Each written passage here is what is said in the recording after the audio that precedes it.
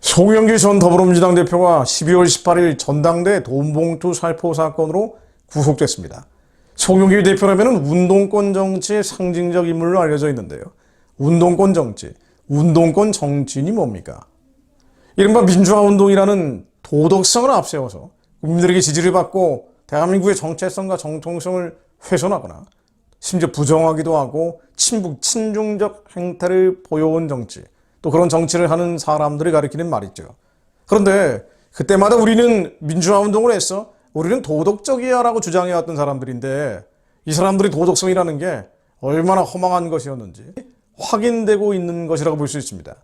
보도 내용을 요약해보면 이렇습니다. 서울중앙지법 유창훈 영장전담 부장판사가 송 전 대표를 상대로 실질심사를 진행한 뒤에 거액의 불법 정치자금을 수수하고 당대표 경선과 관련한 금품 수사에 일정 부분 관여한 점이 소명되는 등 사안이 중하다고 봤고요.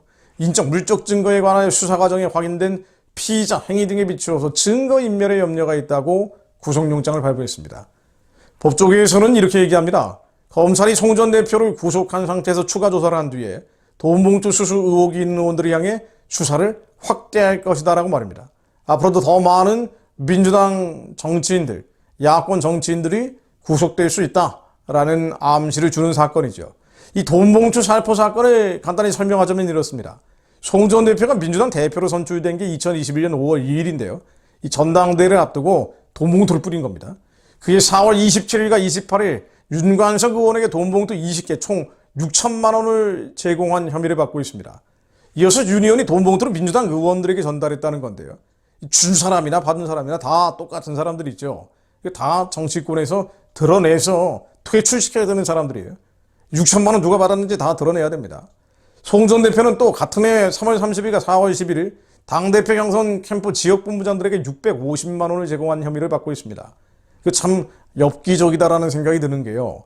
송영길 씨가 얼마 전에 이런 발언을 한 적이 있어요. 한동훈 법무장관의 재산이 43억이라는 보도가 나오니까 나는 돈이 없어서 4억 3천만 원짜리 전세를 살고 있다라고 말한 거예요. 아니, 뇌물을 이렇게 많이 뿌렸다는 혐의를 받고 있는 사람이 본인은 4억 3천만 원짜리 전세를 살았다. 국회의원을 5선 한 사람입니까? 6선 한 사람입니까? 직업이 국회의원이에요. 수억원의 세비를 받으면서 전세를 살고 있는 것도 어이가 없는데 전세를 살고 있다고 하면서 이렇게 어마어마한 돈을 뇌물을 뿌렸다는 것. 더 어이없는 일이죠. 물론 송 전 대표는 모든 혐의를 부인하고 있습니다만은 관련된 사람들이 너무 많고요. 또 확인된 사실들이 너무 많습니다.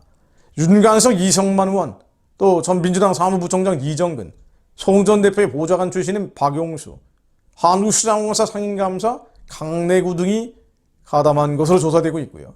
또 윤 의원과 강 씨에 대해서 1심 재판에서 징역 5년, 3년을 이미 검찰이 구형한 상태입니다. 이것뿐 아니죠. 송 전 대표는 2020년 1월부터 2021년 12월까지 자신의 외곽조직 평화와 먹고 사는 문제 연구소를 통해서 불법 정치자금 7억 6,300만 원을 수수했다는 혐의를 받고 있습니다. 전세 4억 3천만 원짜리 집에 사는 사람이 7억 6천만 원의 불법 정치자금을 수수했다. 네, 2022년 7월에서 8월 박용화 전 여수상공회의소 회장에게서는 소각 처리시설 관련 청탁과 함께 뇌물 4천만 원을 수수했다는 혐의를 받고 있습니다. 이 모든 게 사실로 확인되면 정말 어마어마한 일을 벌인 사람이에요. 이 사람이 왜 정치를 했는지, 민주화 얘기하고 운동권 출신이라고 하는데 이 사람들의 실체가 무엇인지 확인해주는 사건들이라고 봐야 되겠죠. 자, 그리고 이 송영길이라는 사람은 과거에 했던 발언들을 몇 개 인용을 해보겠습니다.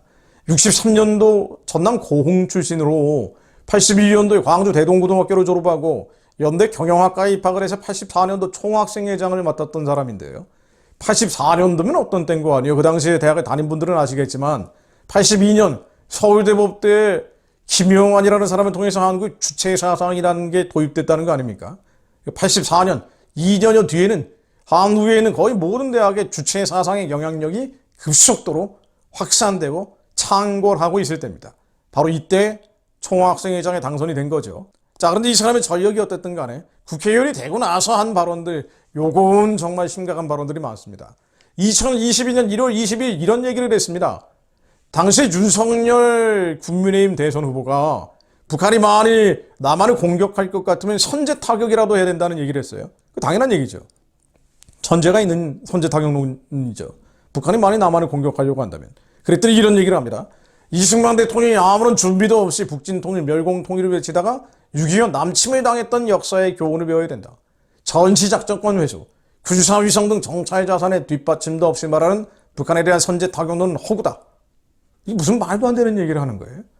6.25 남침을 한 건 김일성의 불법적인 남침, 범죄 행위인데 김일성의 남침 행위를 비판하는 게 아니라 이승만 대통령이 북진통일, 멸공통일을 외치다가 벌어진 일이다. 책임의 소재를 다른 데로 돌려버리는 거죠. 가해자하고 피해자를 뒤집어버리는 얘기예요. 이러니 운동권 출신들 안 된다고 얘기 나오는 거 아닙니까? 2020년 9월에는 이런 얘기를 했습니다. 당시에 인천 상륙작전 70주년을 하루 앞둔 날이었는데요. 페이스북에 올린 글이에요. 스타인에 속은 김일성, 트루만에 속은 이승만의 전례를 잊지 말자. 이 글의 제목이 이렇습니다. 김일성이 속았다. 미국과 소련이 연초에 기획한 시나리오에 멋모르고 뛰어든 김일성, 박헌영의 남침 시도하고 만든 비극이 한국전쟁이다 라고 말합니다. 아니 미국이 한국 지켜주려고 온 나라인데 미국이 한국전쟁을 일으켰다. 학살여자 살해범이 김일성인데 김일성도 속은 거다. 이 무슨 이 귀신씨나 까먹는 얘기예요. 말도 안 되는 주장. 예전에 친북 좌파들이 김일성 남침 사실을 희석시키기 위해서 모두에게 책임이 있다. 전쟁 책임은 모두에게 있다. 양비론을 주장해 왔는데 여기서 한 걸음 돌아가 버린 겁니다. 정말 화가 나는 얘기들입니다. 그래서 전쟁의 1차적인 원인 제공자가 김일성인데 김일성의 남침 야욕, 적화 야욕, 치밀한 전쟁 준비 과정 여기에 대해서는 아예 얘기를 안 하고 강도는 얘기를 안 하고 이걸 피해를 받은 피해자 또 이걸 막으려고 했던 경찰에 비판하는 거예요. 김일성과 이승만의 소련과 미국의 희생양 인양 묘사를 하는 겁니다. 그리고 김일성에게 면죄부를 주는 얘기죠. 2010년 11월 26일에는 이런 말을 하기도 했습니다. 당시 언론에 크게 회자됐던 말인데요. 연평도 포격 현장을 찾아갔어요. 당시 인천시장이었거든요. 연평도가 인천 안에 들어가 있기 때문에. 북한이 대낮에 포탄에 170여 발을 쏟아부어서 4명의 군인과 민간인이 살해당한 사건이 바로 연평도 현장. 바로 연평도 도발 아닙니까? 북한이 연평도에 포탄에 쏟아부은 도발 사건 말입니다. 여기에 현장에 가서 포탄을 맞고 이 그림이 씌어져 있던 소주병을 들고 이거 진짜 폭탄주네라는 말 한 거예요. 피해자를 찾아가가지고 말이에요. 그 앞에 포탄 쪽에서 깨지지 않은 소주병을 보고 이거 진짜 폭탄주네. 그 사람의 정신 상태를 보여주는 얘기죠. 자, 마지막으로 이런 얘기도 했습니다. 뭐 너무 많지만 딱 한 가지만 더 인용해 보겠습니다. 지난달 10월 30일 청주지법 형사 11부 심리로 열린 충북동지회 국가보안법 위반 혐의 재판이 열렸습니다. 이게 이 충북동지회가 간첩 혐의자들 아니에요. 피고인 4명이 2020년 10월 20일 당시에 국회 외교통일위원장이었던 송영길 전 대표를 만나서 대화한 녹음 파일이 검찰에 의해서 증거로 제시가 됐어요. 이 내용이 뭔가 하니 당시에 4명의 간첩 혐의자들이 남북 철도 사업에 대해서 얘기를 하는 내용이 나오거든요. 근데 여기에 대해서 이 남북 철도 사업이 지지부진하고 제대로 진행이 안 되고 뭐 이런 얘기들이 왔다 갔다 하면서 송영길 전 대표가 이 4명의 간첩 혐의자에게 이런 말을 했다는 게 녹취 파일로 그러니까 녹음이 돼 있는 거예요. 녹취 파일로 법원에 제시가 된 겁니다. 이런 얘기를 했대요. 내가 북측한테 연락을 해서 정확하게 이게 자기들의 의도가 맞는지 한번 물어볼게요.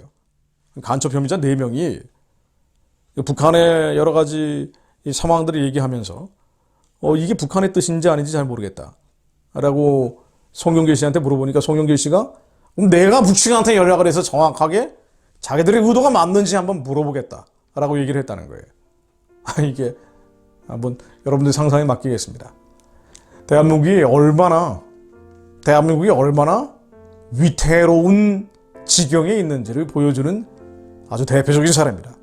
모든 감춰진 것들, 모두 숨겨진 것들, 알려지지 않은 것들, 하나님에 대해서 가장 높아진 견고한 진들, 김일성 주체의 사상의 증거, 이들과 연결되어 있는 숨겨진 것들, 감춰진 것들, 알려지지 않은 것들 다 드러나서 이수의 무너지게 앞서서 예수 그리스도로 병원이 평양의 우상의 진이 무너질지어다. 김일성 망령 들리는 자들, 예수 그리스도의 이름으로 명하노니 함께 무너질지어다.